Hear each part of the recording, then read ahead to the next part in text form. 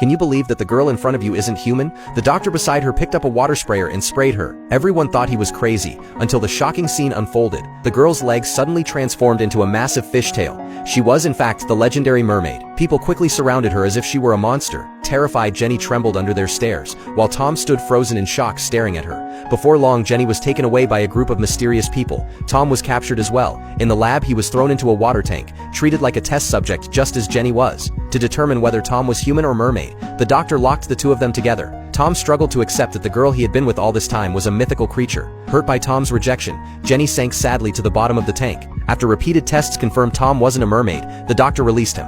Back at the company, Tom's brother Jerry immediately confronted him. If the time spent with Jenny was truly beautiful, then he should cherish that love, because few relationships are ever perfect. Jerry's words struck Tom like lightning, and he resolved to rescue Jenny from her suffering. By then, Jenny had been experimented on to the point of exhaustion, her body covered in wounds. The doctor, watching this, began to feel guilty. He questioned his superior's inhumane actions, only to be mocked mercilessly. To the higher-ups, the doctor was nothing but a clown. Filled with remorse, he approached Jenny, determined to atone for his mistakes. Soon Tom found him, and they quickly formed an alliance to save her. Once the plan was ready, the doctor led the brothers into the lab. At the guard post, he introduced them as scientists from Sweden. But the sharp-eyed guard grew suspicious and tested them by speaking Swedish. Tom and Jerry were dumbfounded, until quick-witted Jerry suddenly blurted out a line in Swedish. Raring, jag har en turfend in Tom's penis.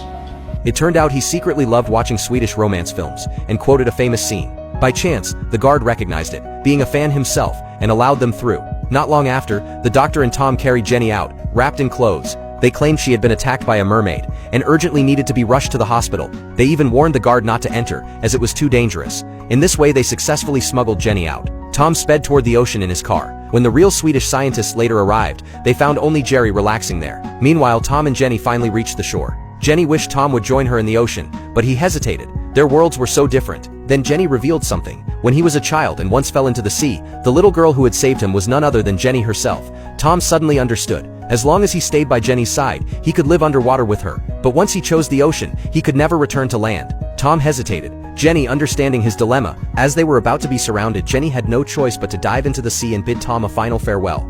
Watching her swim farther and farther away, Tom finally made his decision. He dove after her for love, but not knowing how to swim, he quickly lost consciousness. Jenny rushed back to him and breathed life into him.